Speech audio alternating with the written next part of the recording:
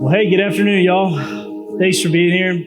My name is Mitch Tidwell, and man, it's a joy, it's an honor, it's a privilege to get to kick off Roundup this year. I'm sure if you're a Roundup usual, you've probably heard this last year that there's some transition, that I'm stepping out of this role, and Drew Humphrey is obviously stepping in. So this is like my kind of final hoorah. And so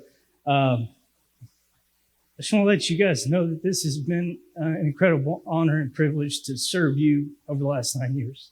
It really has been.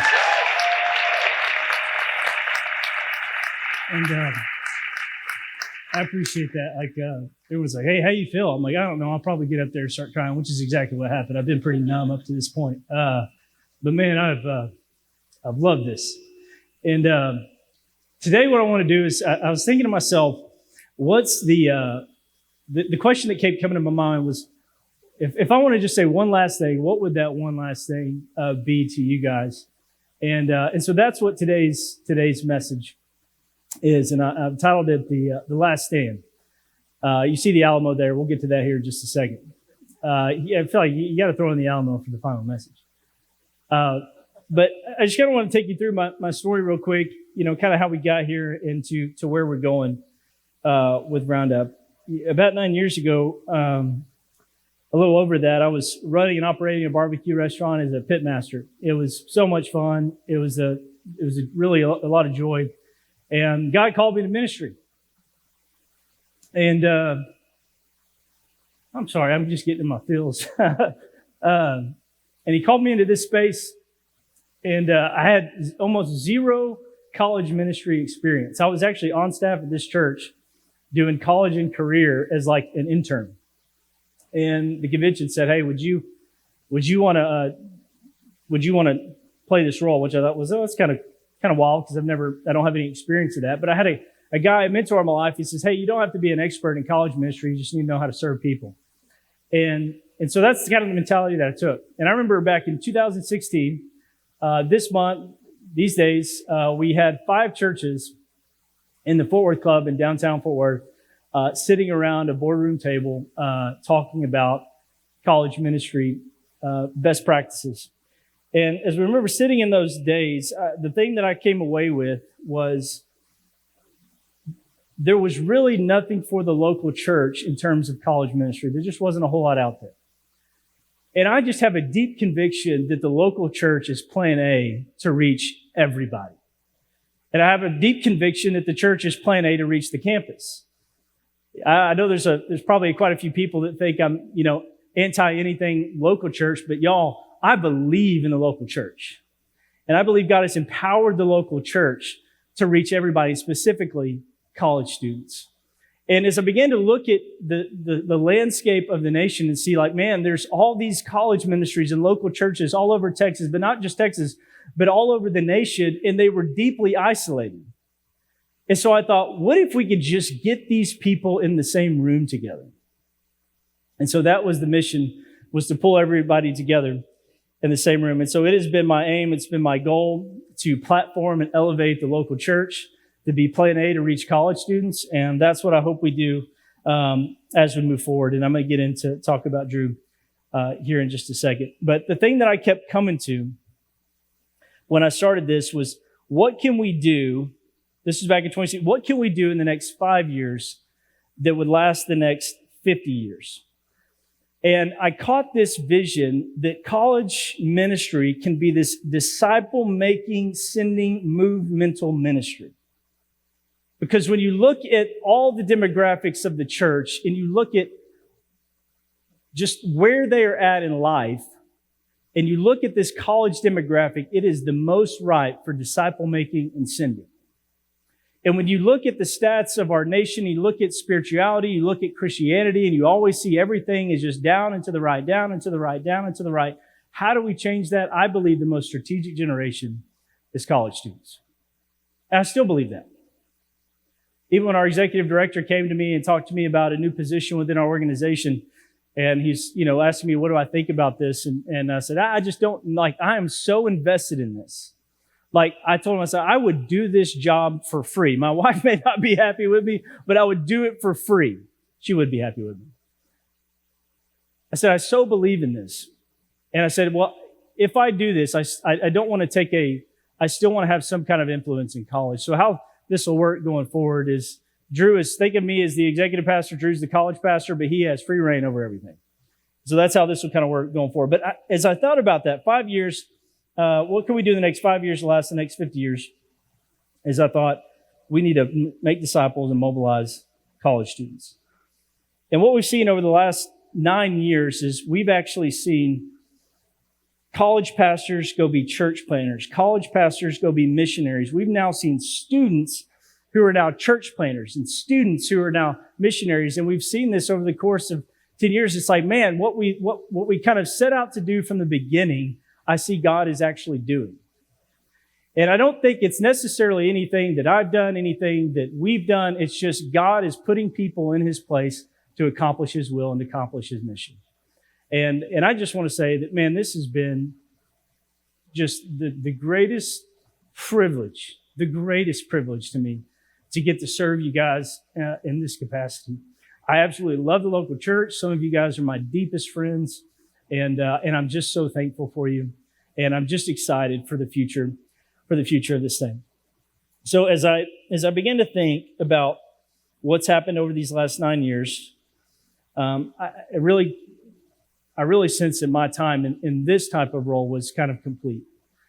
And so I thought, hey, it's time to hand this off and to hand it over to somebody that can essentially roll it out into Roundup 2.0. And so as I began to pray about this, I began to look, and it was kind of tough for a little bit because it was about 6 months where I was running out. I was like, Lord, I don't really know where to go. And the whole time, Drew Humphrey was just sitting in the back of my head, but there was a lot of hoops to jump through. I was like, I don't think that I can get Drew to do that. I mean, the guy's got a lot on his plate as it is at his church. And so with that, I finally reached out to him. It ended up kind of working out. But here's why I really wanted to go after Drew. Is when I started doing this from this seat, we were reaching millennials.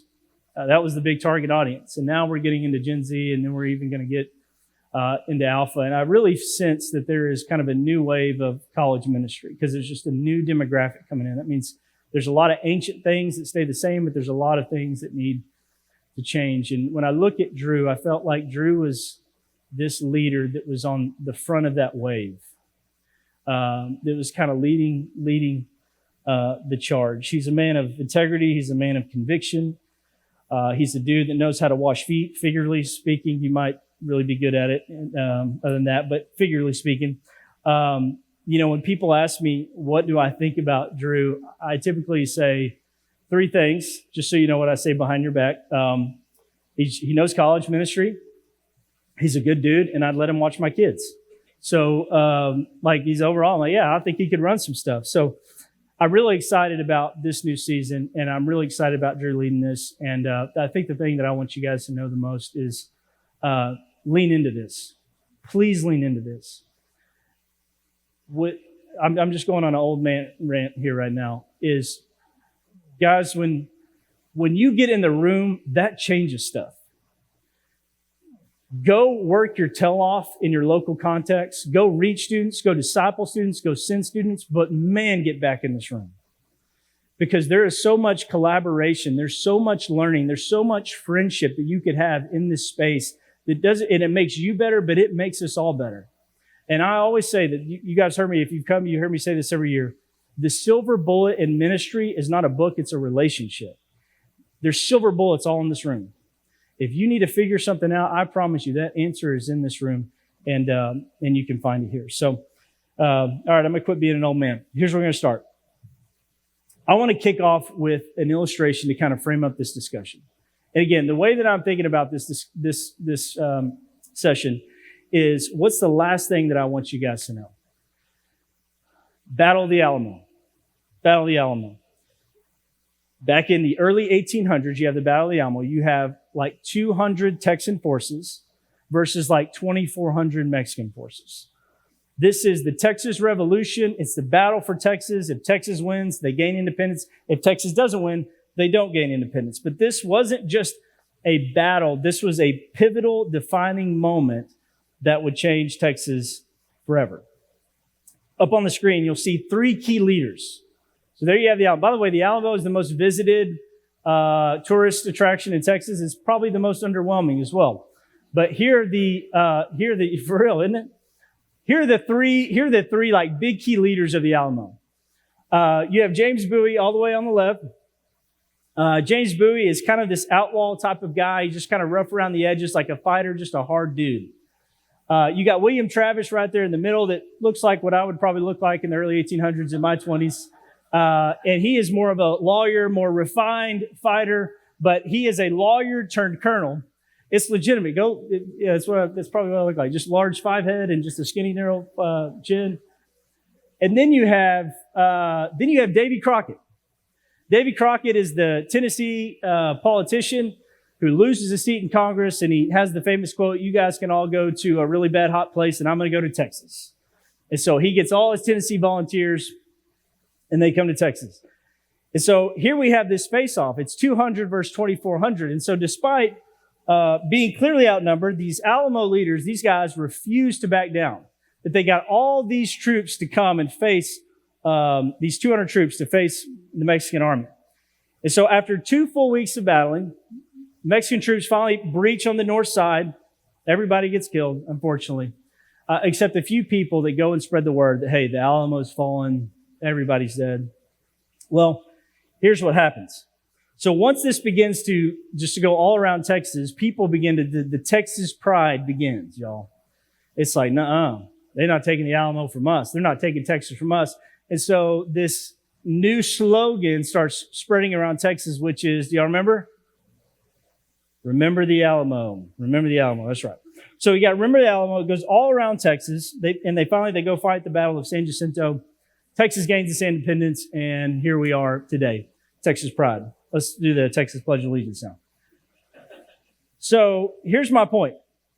The Battle of the Alamo, it remains this inspiring moment in Texas history that proved to be a pivotal, defining moment in the life of Texas. It was the sacrifice of those that inspired the rest of Texas and fueled this determination to say, hey, we are not going to back down and we are going to win this battle. Ultimately, we are going to win the war.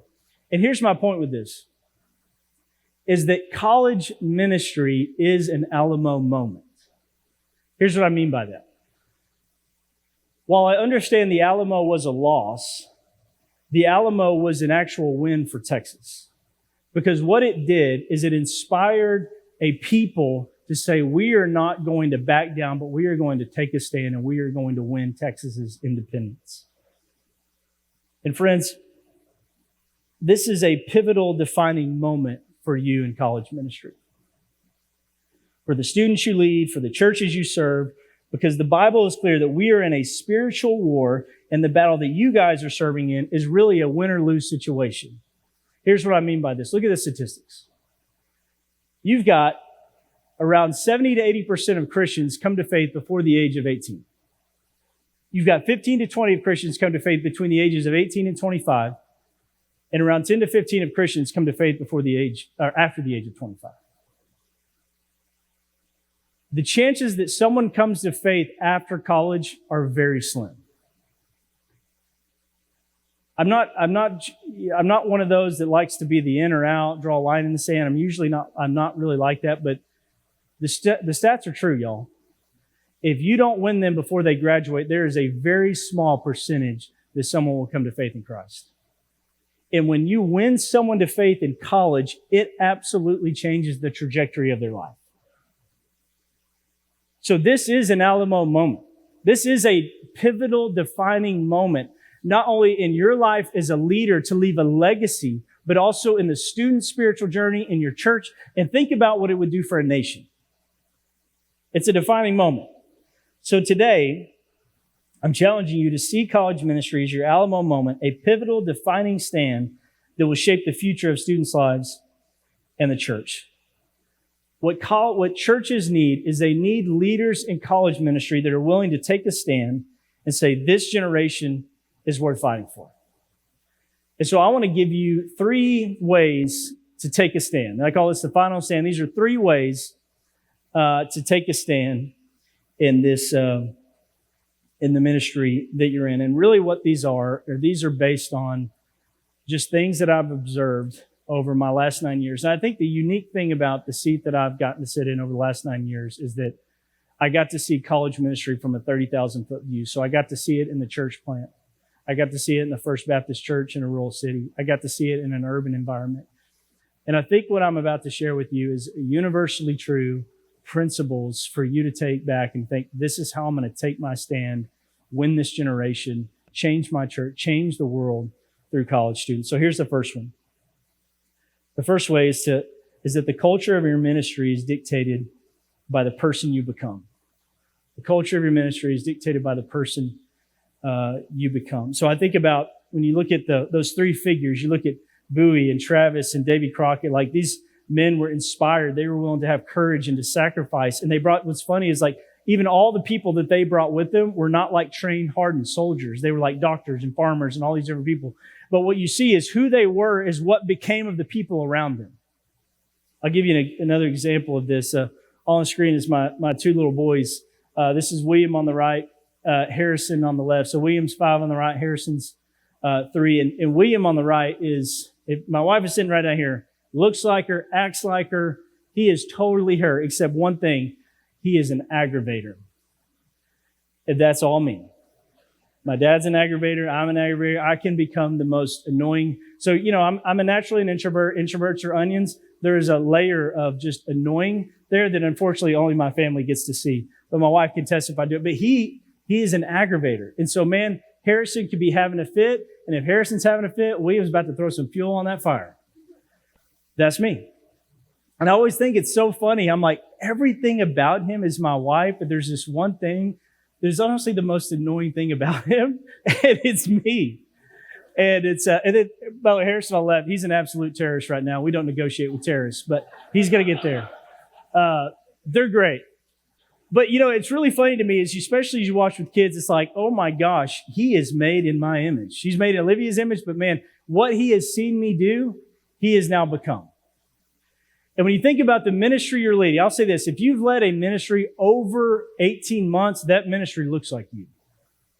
If you've led it probably for that ministry looks like you, it acts like you, it takes on the things that you're passionate about, and it begins to look and feel like the leader that is there. Let me give you a biblical kind of basis for this. Genesis 1:26-28, it says that God said, let us make man in our image according to our likeness. They'll rule the fish of the sea, the birds of the sky, the livestock, the whole earth, and the creatures that crawl on the earth. So God created man in his own image. He created in the image of God.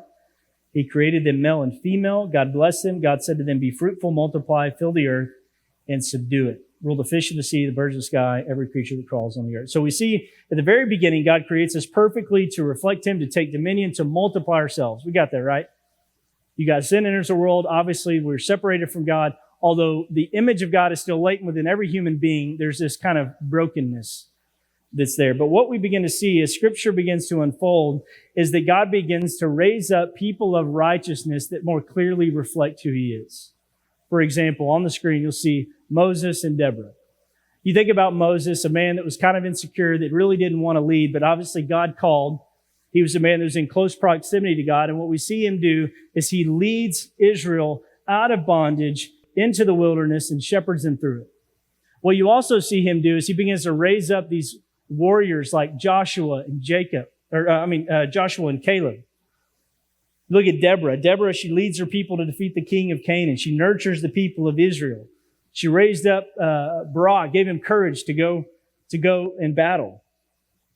And so when we see people like Moses and Deborah, these people that are more reflecting the attributes in the image of God, we see these great leaders that lead these people to do great things. And they really become an example to their people, and their people begin to reflect who they are. So my point is this. As we look through Scripture at characters such as Moses, as Deborah, leading people to do great things, why do they do it? One, because they're people who were called to it. But the second thing is they're people who walked in close proximity to God. Friends, you don't have to walk with God for a long time. You just got to walk real closely with him.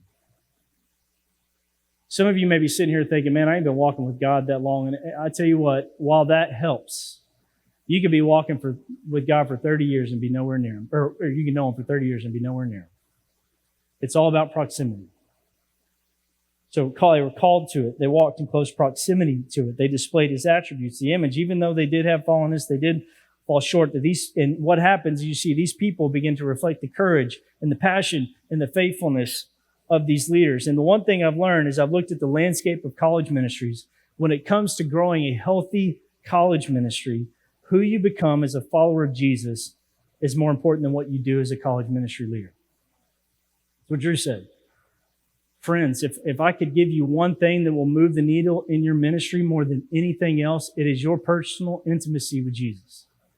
Because when God begins to change you, He begins to change the people around you. That they will begin to reflect what you become. And the most important factor in determining the culture of your ministry, your health and growth, is your personal intimacy. So the question I have for you here is, do you have rhythms of spiritual disciplines that are laying a foundation for your life and the ministry you're building? Guys, you'd think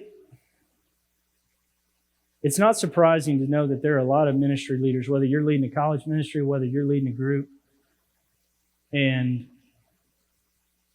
that do not spend time with Jesus. You think that's crazy. It's not. It happens all the time. I've had seasons of that. I know many of you have had seasons of that.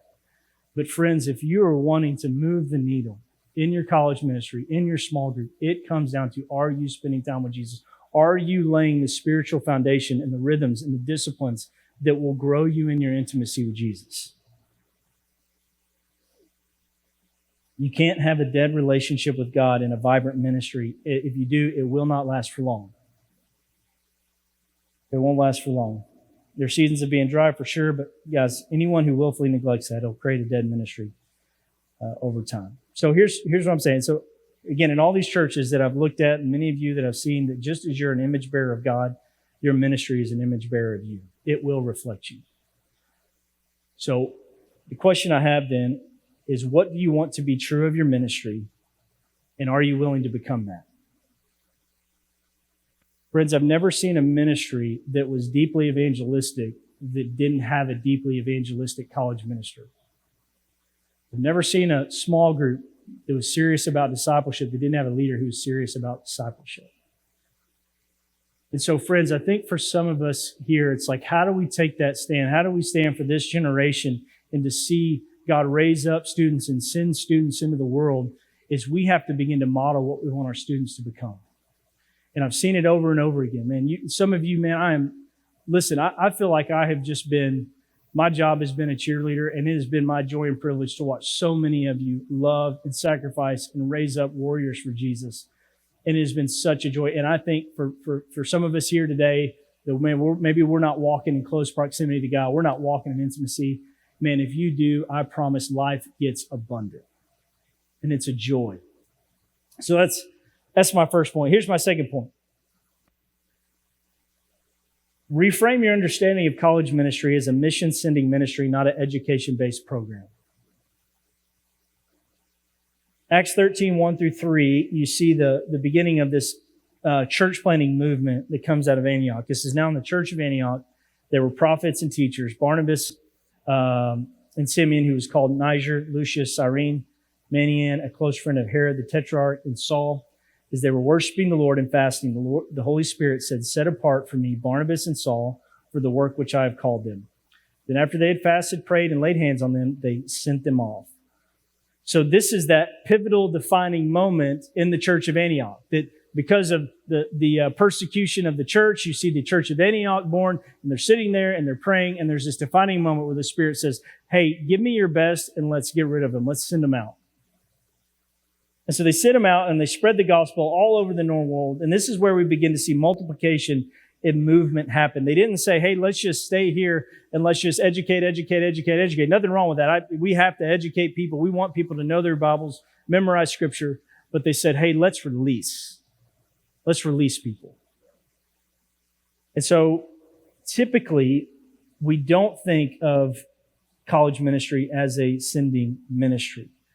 We think of college ministry as we do the same as these other age-graded ministries of the church. It's children's ministry, it's youth ministry, it's college ministry, it's young adult ministry, it's young married ministry, and that's kind of how we think of it.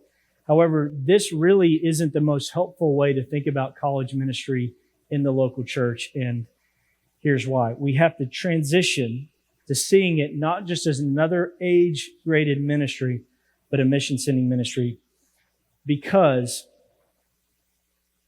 most churches, and this is not a knock at all, I totally get it, and I'm on board with it. Most churches are built on trying to be sustainable.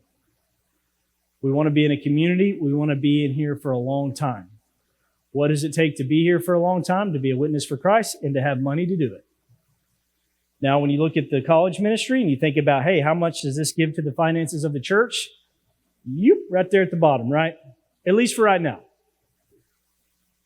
So when you think about sustainability, that's really, and financially, it's something that a lot of the college students cannot give to. They're at the bottom of that. However, if you reframe it, you think, how can we create a sustainable church? Just say, how can we create a disciple-making, sending church? Guess who rises to the top of that list? College students. Because here's the thing. The kid's going to come to church because mom and dad brought them. The youth's going to come to church because mom and dad brought them. The college student's going to come to church because they want to be there. And they want to be poured into. They want to learn. They want to soak in. They want to be a sponge. And so again, I'm not knocking the church on that portion. We want to have churches that are in cities for hundreds of years. And that is necessary. And so I think for us to better frame up and to get our churches on board with college ministry, we have to flip that and say, hey, we want to educate our college students on what it means to be a follower in discipleship, but we see this as the ripest field for disciple making and sending. I'm about to steal my own thunder, so I'm going to move on. The ripest demographic. Every church wants an impact. Every church wants to send. Every church wants to do all that. At the top of that list is college students. You know, my friend Aaron Clayton helped me think of it this way, and it was just such a light bulb moment for me. He said, most churches have a missionary that they give to, and they love giving to that missionary. They give monthly, they give quarterly, they give yearly, however that goes. And they give, and here's what they don't expect that missionary to do. They don't expect them to be at church on Sunday morning. We do expect college students to be there Sunday morning. They don't expect that missionary to give back. But what they do expect from that missionary is kingdom ROI. They know that if I'm giving my dollar is making a spiritual impact in a place it will never be. However, college students are a little bit like missionaries. While they might not attend every Sunday, while they might be a little bit flaky, they are the most ripe demographic for disciple making, and they will be sent. It's just how. The thing is about college students is there is a natural rhythm of leaving. They're never going to stay in your college ministry. At least we hope they're not staying very long, beyond 4 or 5 years. The question is how? And if we can help our churches, and for many of you, that's not you. That's you educating your senior leaders and the people in your church that this is the ripest field for disciple making and in sending. You're investing your dollars into a group that will never give back, maybe financially, but they will give back in kingdom returns. They are the most moldable, malleable, sendable demographic. I tell every church, if you have a college ministry, that is your best sending ministry, and you don't even realize it. You're sending them out every year, and you don't even know where they're going. You're sending them out every year, and you don't even know how you're doing it. It is a natural rhythm of life. So here's my point. We need to shift from viewing college ministry as just another age-graded educational program to seeing it as a mission-sending ministry with tremendous kingdom return on investment. Guys, when you go look at all the missionaries, all the people that are being sent, it is all college age. And so we got to leverage that for the kingdom. And here's my last point. Is this cast a movemental vision. Cast a movemental vision. Acts 19, 8 through 10, it says, Paul entered the synagogue in Ephesus. He spoke boldly over a period of 3 months, arguing and persuading them about the kingdom of God. But when some became hardened and would not believe, slandering the way in front of the crowd, he withdrew from them, taking the disciples, and conducted discussions every day in the lecture hall of Tyrannus. This went on for 2 years, so that all the residents of Asia, both Jews and Greeks, heard the word of the Lord. This is one of my most favorite, when I give kind of an apologetic for why college ministry, I always go to Acts 19. That during Paul's missionary journey, as he was sent out from Antioch, the Spirit leads him to Ephesus. And when the gospel hits Ephesus, it had this exponential impact where all the residents of Asia heard the gospel. Why? Because Ephesus is this major hub. It's got, at this point in time, maybe 250,000 people. It's this trade center. There's a lot of people traveling through it, and it's people coming and going, coming and going, coming and going. And I would say, so Ephesus is similar to like how we would think about Dallas or LA or New York or London or something like that, that if you want to drop a new product and hit the world, you drop it in those cities. Because why? It influences everywhere else. And so that's what Ephesus is. And so when you think about the college campus, they're just the same. The college campus is you got people all over the world, all over your state, all over the nation that are coming and going, coming and going. They're not staying, they're leaving. And what's happening at those campuses? There's learning, there's values, there's culture, there's ideas that's getting spread all over the world. And so you take just the context, you take the setting of where college students are at, and then you lay over it the demographic. Think about the demographic. College students are moldable. Students are forming worldview. They're answering the question, who am I? What's my purpose? What should I do with my life? That's all happening in their late teens and early 20s. They're asking those questions that we want to answer. Author Meg Jay, if you've heard me speak before, I am speaking the same thing I have been for 10 years. Meg Jay, author she's a professor at Penn State, or was, and she wrote this book, Defining Decade. And she says that people in their, in this stage of life are making these decisions that are forming the next 10, 20, 30 years of their life, because the brain literally does not stop being formed until the age of 25. So these moments is the last moments to capture a generation before the brain kind of becomes concrete and it forms its worldview and its values and its religion, all those sorts of things. And so this is the time. This is the prime time to mold somebody by the gospel. The second thing is they're malleable. You think about a student's not totally concreted into life yet. You think about me in my stage, I'm 38, I've got a wife, I've got 2 kids, I've got a mortgage, we've got a car payment, we've got kids in preschool, we've got all this stuff. If someone say, hey, Mitch, go to Asia, it's like, whew, there's a lot of things I got to figure out before I do that. But you think with a college student, they're here to be molded and they're malleable. Their life is not stuck in concrete just yet. They have a lot of flexibility. They have a malleability to go, to go to places that might be hard, to do things that might be hard, to go to places that maybe you couldn't take a family. They're malleable. And the third thing is they are sendable. This is the one, other than maybe somebody that's going into the military, this is just the stage of life where people are ready to be sent. They're ready to go get a new job. They're ready to move to a new city. They're ready to go do that. They're primed for it. Kids aren't ready. Youth aren't ready. People in careers aren't ready. People married. It's just not. But in this phase, they're sendable. And they're expected to be sent. People around them are supporting them. But the question is where are we sending them? Are we sending them into the American dream, or are we sending them into God's dream? Look throughout the years. So on the screen, you'll see a couple of, you see this happening throughout the years. You got the Holy Club during the 18th century. You got Oxford University. This was a holy club. People actually made fun of them because it was like they were just, holier than thou. And then basically it was these guys that just committed themselves to the scripture, to prayer, to doing good in the community. You know what was born out of that? You got John Wesley, Charles Wesley, and George Whitefield. John Wesley is the father of Methodism.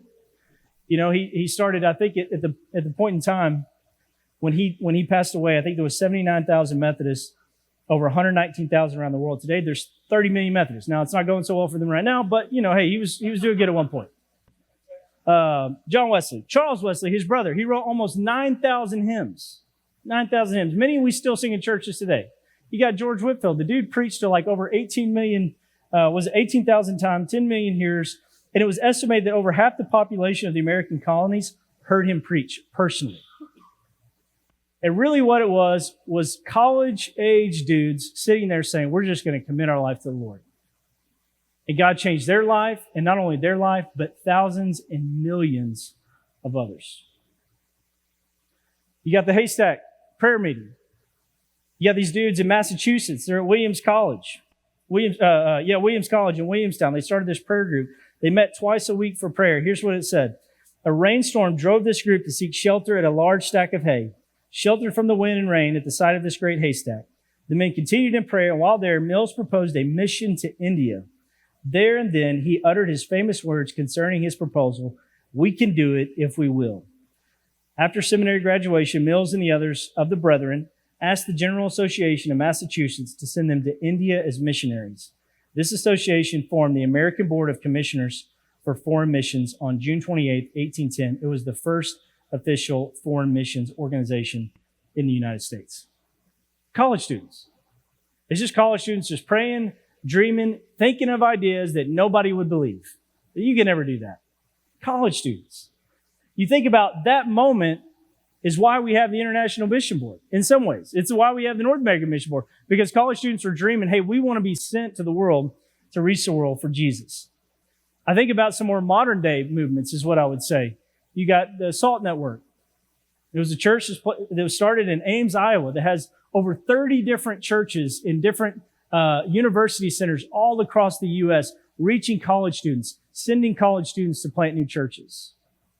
You got our friends at Redeemer here in Texas, in Lubbock, Texas. Where are my Redeemer folks at year? Weak. Cody's here. Glad. Thanks. Do better next time. Redeemer. So Redeemer, our friends in Lubbock, over the last probably 4 or 5 years, they planted 3 churches with more to come. We had Austin, you had Wichita Falls, and Tucson. You have Resonate Network. Chris, there we go. He's in the back. Resonate Network, Pacific Northwest. They're on 14 different college campuses, planting churches, reaching students, planting more churches in the Pacific Northwest. I could go on with Acts 2 Fellowship. I could go on with The Well here in Alabama. My guy Ethan right over here. Ethan, how many churches y'all got over there now? 7. So they got 7 churches planting in the southern portion of the United States. And I really believe, so what we see throughout history, what we see even in this modern church planting movement, and it's not just happening in church planting, it's happening in other places too, is that people are seeing that if we want to win the world for Jesus, the most strategic generation to do it is college students. And if we can just say, hey, we are not just trying to get people through 4 years of school, we are creating a launching pad to send people to change the world for Jesus. That's what we're trying to do.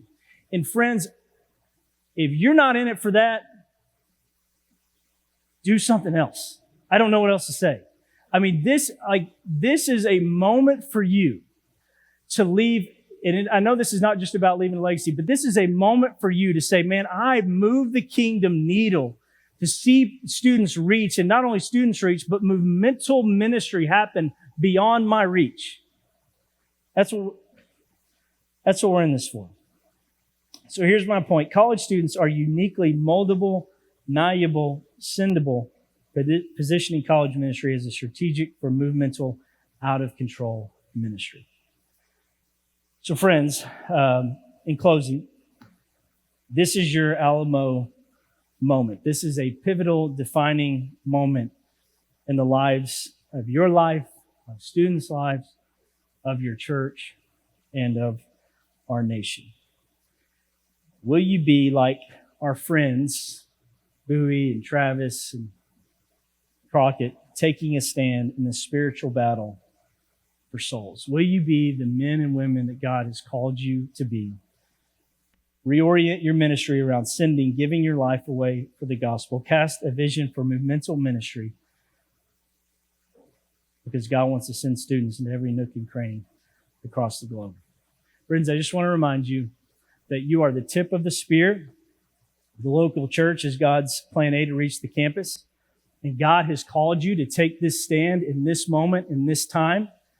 And I want you to do it. I want you to have courage. I want you to sacrifice. I want you to give your time. I want you to give your attention. I want you to give your resources to it, because it is worth it. Will you take a stand? So as I end, Drew, I want to, can I have you come up for just a second?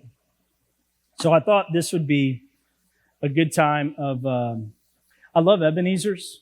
You know, Ebenezer's are moments and objects of remembrance. You go back and you look at God's faithfulness. It kind of reminds you of what he's done in your life, what he's doing in your life. And I've got something for you, Drew, that I want to give you.